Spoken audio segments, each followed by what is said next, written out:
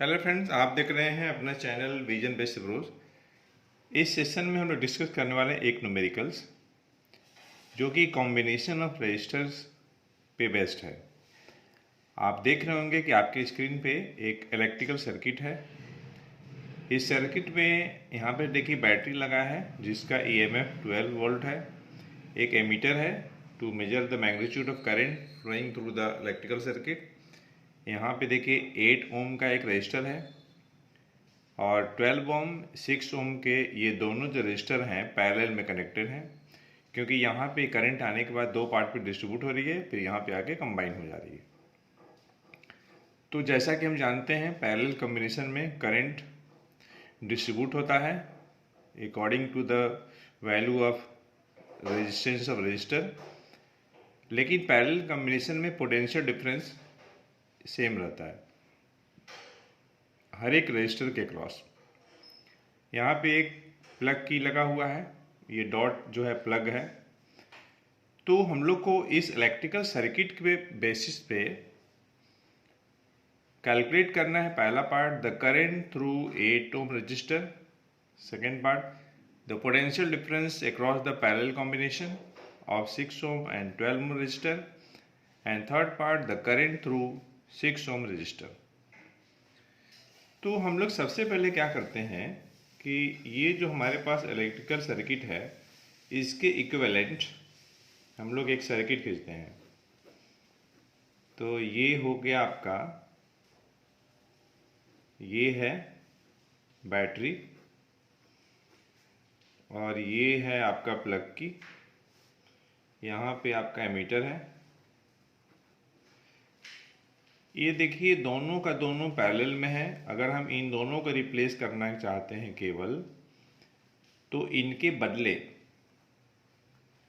जो सिंगल जो रजिस्टर होगा उसका रेजिस्टेंस कितना होगा, तो 12 इंटू 6 अपॉन 12 प्लस 6 18 हो जाएगा।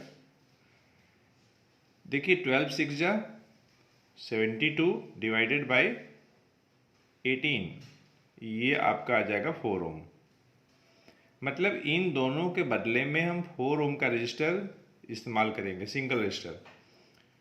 तो यहाँ 4 ओम इन दोनों के बदले और ये 8 ओम, तो ये हो जाएगा आपका 8 प्लस 4 आपका 12 ओम आ जाएगा। मतलब इन तीनों रजिस्टर को हटा करके इनके जगह पे हम एज ए रिप्लेसमेंट 12 ओम का सिंगल रजिस्टर यूज कर सकते हैं।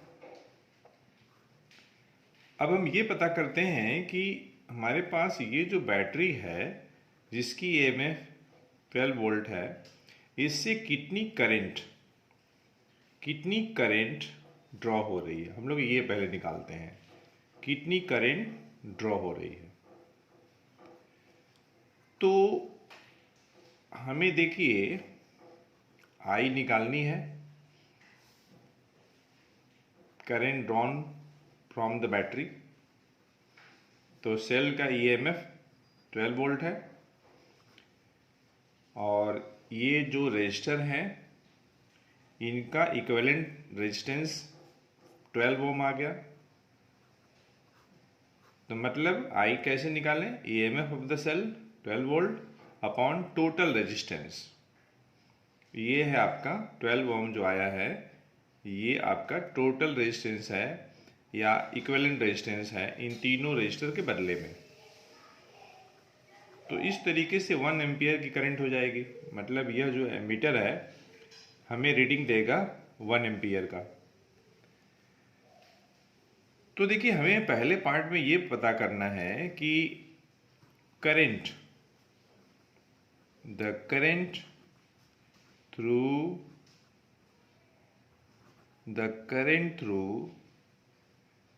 8 ओम रजिस्टर।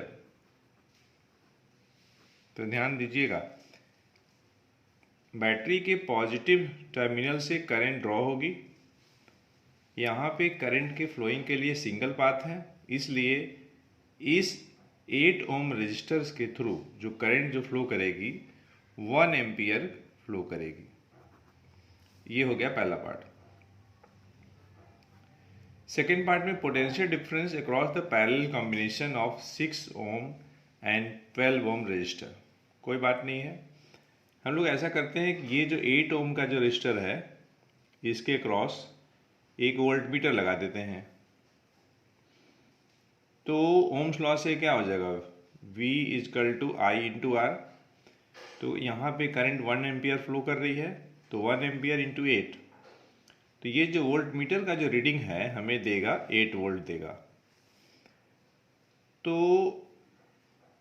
हमें तो निकालना है potential difference across the parallel combination of 6 ohm and 12 ohm register.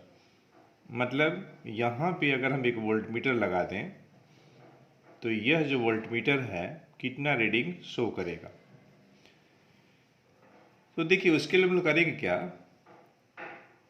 इन दोनों जो रजिस्टर हैं जो पैरेलल कॉम्बिनेशन में हैं, अगर हम केवल इनको रिप्लेस करेंगे तो हमें एक सिंगल रजिस्टर 4 ओम का लगाना पड़ेगा, जिसके थ्रू करंट कितनी फ्लो करेगी, 1 एम्पियर का।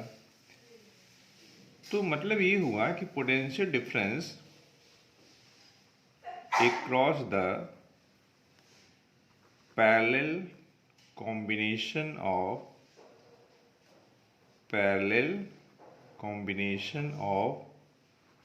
6 ohm and 12 ohm resistor equal to हो जाएगा आपका 4 वोल्ट हो जाएगा। देखिए ये 4 वोल्ट आप दूसरे तरीके से भी सोच सकते हैं। सेल का ईएमएफ कितना है,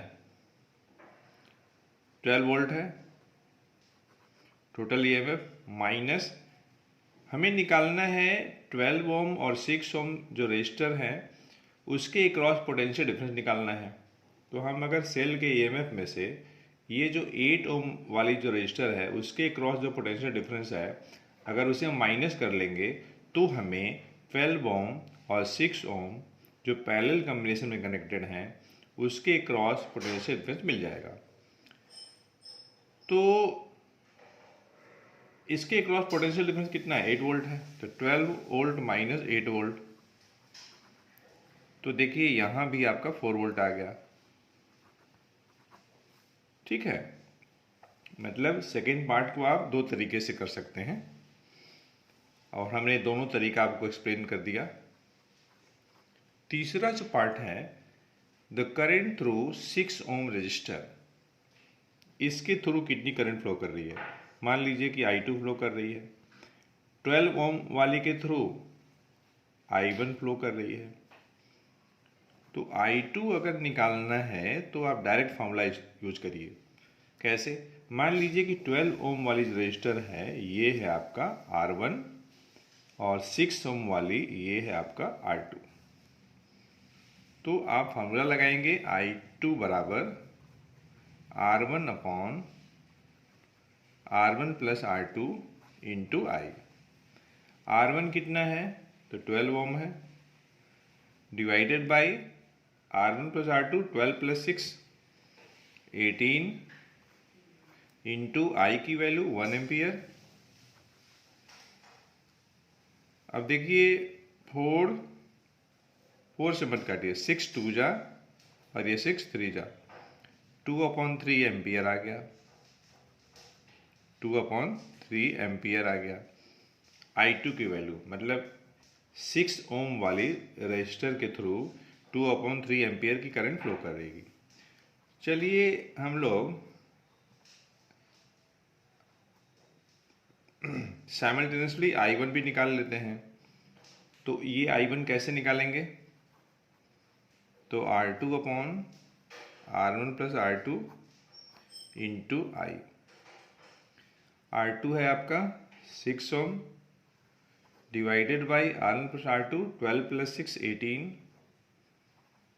इंटू 1 एम्पियर, 6 1 जा 6 3 जा, तो ये आपका आ गया 1/3 एम्पियर। देखिए ये आपका जंक्शन पॉइंट है, ये भी जंक्शन पॉइंट है, यहाँ तक आपका 1 एम्पियर के करंट आया है। यहाँ पे आने के बाद करंट दो पार्ट में बढ़ गया। इधर करंट गया 1/3 एम्पियर, इधर करंट गया 2/3 एम्पियर।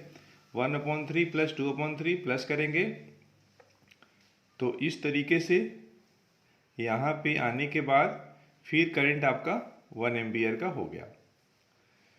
तो सेल के पॉजिटिव टर्मिनल से 1 एम्पियर की करंट ड्रॉ हो रही है और नेगेटिव टर्मिनल पे 1 एम्पियर की करंट एंटर कर रही है।